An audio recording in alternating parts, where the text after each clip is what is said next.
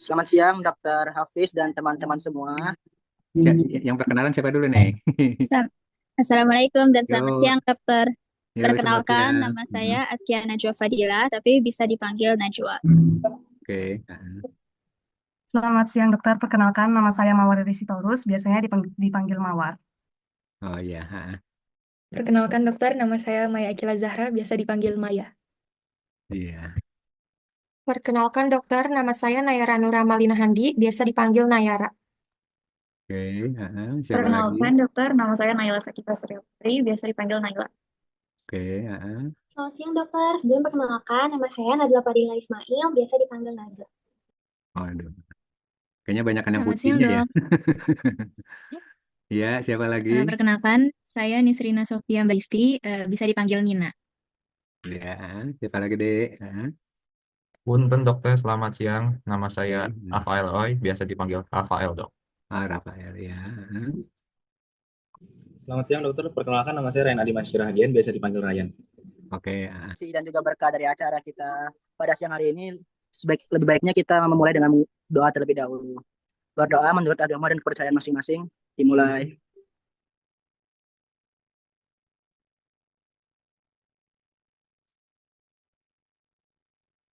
Baik, baik. Terima kasih Jaki untuk pembukaannya. Jadi mungkin sekali lagi selamat siang saya ucapkan kepada dokter Hafiz, Akang Tete, dan teman-teman semua yang sudah hadir.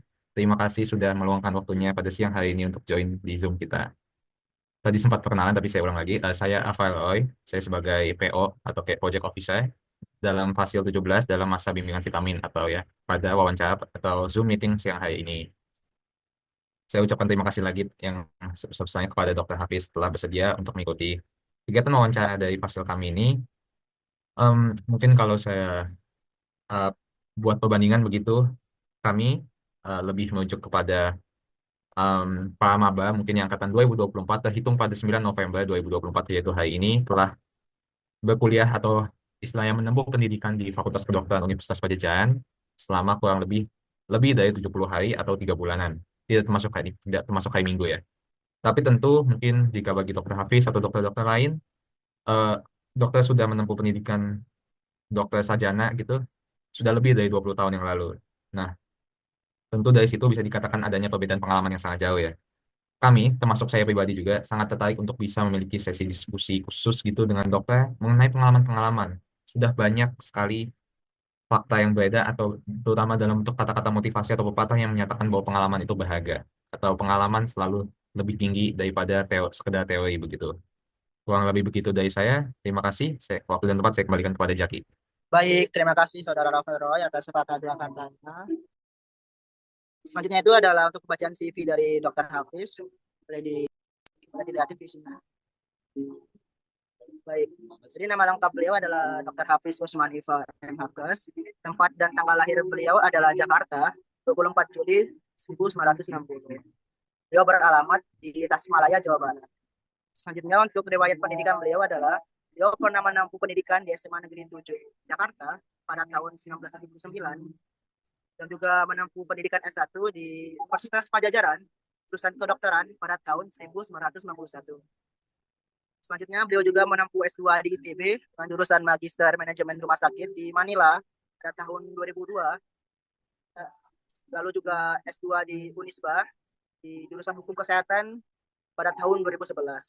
Selanjutnya untuk pendidikan informal beliau juga pernah jadi TOT Sumber Daya Tenaga Kesehatan di WSID Jakarta pada tahun 2000 dan juga pernah menjadi pelatihan pengembangan rumah sakit dan konsultan di Bapelkes Batam pada tahun 2001. Gitu ya. Kalau riwayatnya dari dulu memang sebetulnya saya nggak ada cita-cita jadi dokter, betul. Dari keluarga kepengen saya tuh jadi dokter, tapi saya dari SMA aktifnya kebanyakan di teknik ya. Nah, riwayat pertama saya kenapa jadi kedokteran dirangsang terus ya. Setelah lulus SMA, saya ambil teknik ya. Kebetulan teknik informatika. Saya tamatkan dulu teknik informatika dari tahun 79 sampai dengan kebetulan cepat saya tempuh tuh 3,5 tahun kita udah lulus S1 ya di Trisakti kita ini. Kemudian ya itu ijazah saya simpan karena memang keluarga pengen juga saya jadi dokter. Akhirnya saya ikut tes kedokteran juga. kembali pada tahun 81, saya dapat kedokteran ya, sambil double kuliah juga, dua tempat kuliah. Kebetulan dapat di apa? ITB dapat, kemudian di apa di Unpad dapat. Saya kuliah double akhirnya tuh. Dan kebetulan juga kalau waktu saya masih mahasiswa, saya ikut AMP. Kebetulan AMP-nya saya tuh angkatan 6.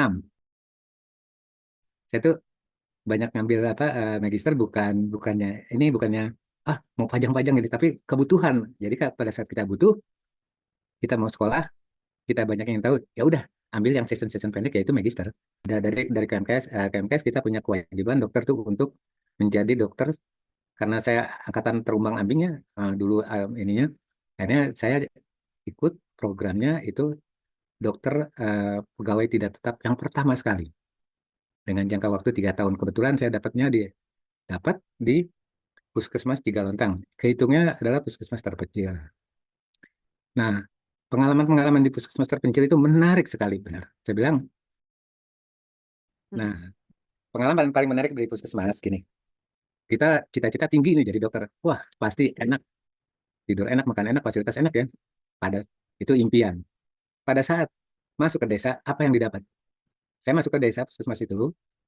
Di sana saya temui puskesmas nggak ada air, listriknya belum masuk, jumlah karyawannya nggak terlalu banyak, ruangannya juga seadanya, peralatan seadanya, jumlah obat-obatannya seadanya, semuanya seadanya. Itu daerah masih dibilang terpencilnya Jawa Barat, tapi memang kalau kita lihat di geografisnya, mereka tuh Jawa Barat tuh mungkin kalau ada pernah tahu 82 itu ada letusan Galunggung ya.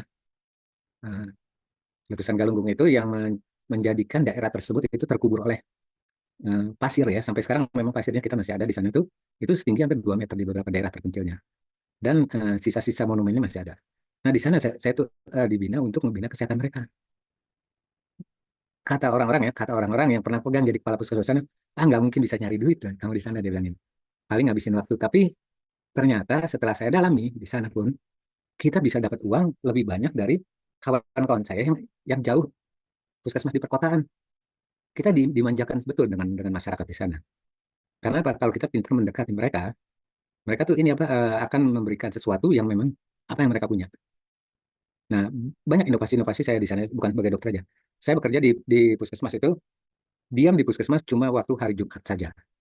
Selebihnya saya, karena kita pegang 16 desa, tiap desa itu saya kunjungi satu-satu. Ya, kebetulan waktu itu di desa itu, jarak tempuhnya ya, wilayah kerja saya ini terbesar di Tasikmalaya, kita 16 desa, mulai dari daerah Singaparna sampai dengan ke wilayah Garut. Jadi kalau kita mau ke salah satu puskesmas di desa itu, kita harus melewati kabupaten lain. Nah, masuk kabupaten lain itu, kita masuk naik ke atas gunung itu sama sekali nggak ada angkutan. Padahal di Pulau Jawa nggak bisa dimasuki oleh mobil, paling motor aja dan jalan kaki. Motor pun juga sebagian. Nah, itu puskesmas pembantu, di sana ada kita tempatkan puskesmas pembantu. Nah, di tempat itu saya ngerintis segala macam ya, kondisi-kondisi yang nggak ada. Kita harus tahu dulu ya, kalau sekarang kalau teorinya lah kita MMD dulu ya, musyawarah masyarakat desa, kemudian ini kita pelajari itu memang benar. Kalau kita pintar bergaul manajemen dari puskesmas itu benar, bagus banget. Kita bayar. Jadi kita gabungin mereka inginnya apa, ini. Akhirnya kita tahu target mereka apa di sana. Ternyata masalah ekonomi, masalah pendidikan. Jadi sesuatu yang memang samar-samar kita harus kerjakan. Itu kalau asap itu berarti ada bara. Kita rawat itu akan menjadi api kecil. Api kecil itu akan menjadi api besar dan orang lain baru melihat setelah api itu udah mulai menyala. Nah, disitulah orang baru melihat, oh ternyata di sini ada rezeki yang bisa kita ini. Tadinya orang nggak berani masuk ke sana dalam kegelapan, tapi kita ini akhirnya kita bisa masuk ke sana. Jadi jangan takut ada kedokteran itu luas sekali. Jadi bukan hanya sekedar kita jadi apa spesialis ini nih. Kalau nggak spesialis kita penghasilan nggak banyak, rezeki udah ada yang mengatur ya.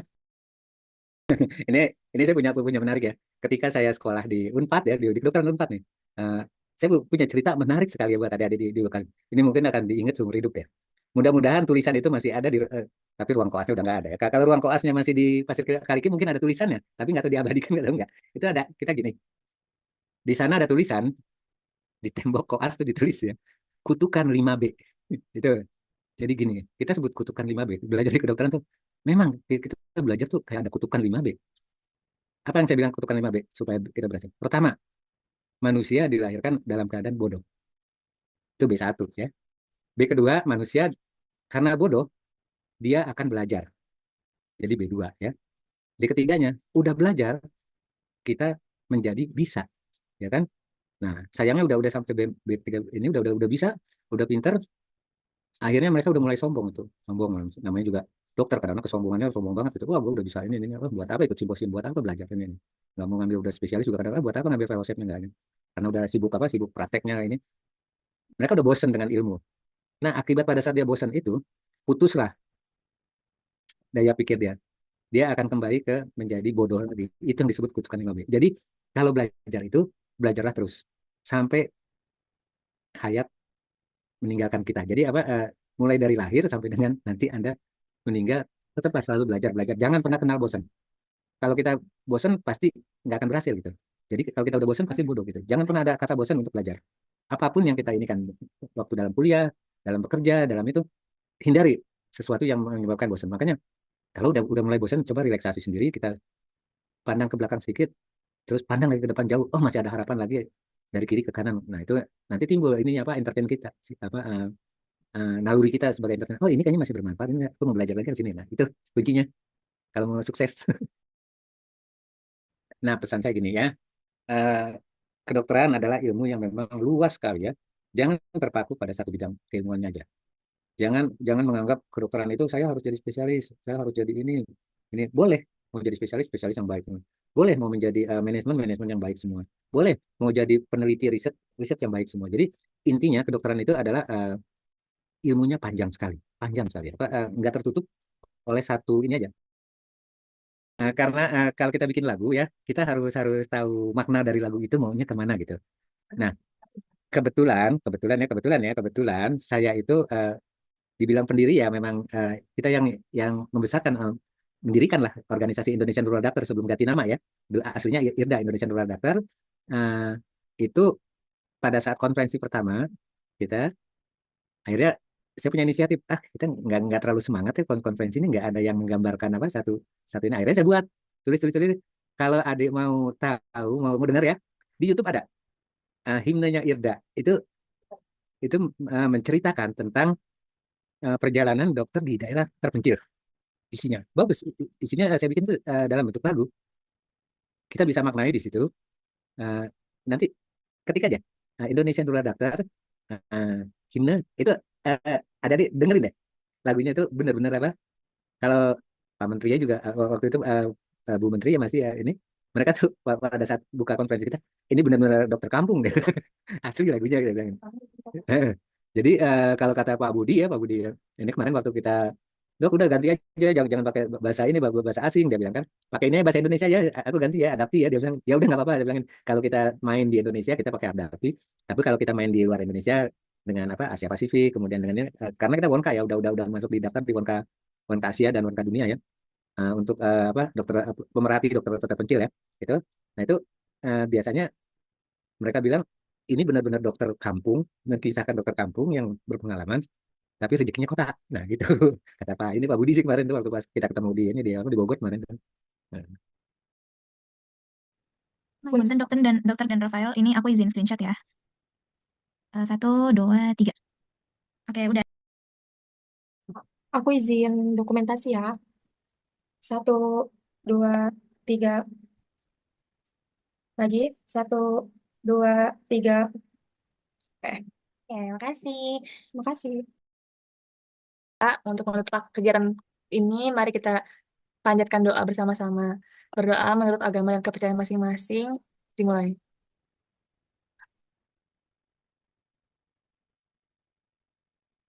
Berdoa dapat dicukupkan. Mungkin saya dan teman-teman semua ingin mengucapkan terima kasih banyak kepada Dr. Hafiz yang sudah menyempatkan hadir, meluangkan waktunya untuk hadir di kegiatan wawancara hari ini. Terima kasih banyak, Dok. ya sama-sama ya, ya. Terima kasih banyak dok Ya, dan semuanya. semangat ya Terima jadi kasih, dokternya Dok. ya. Terima kasih, Dokter. Ayo. Terima kasih dokter.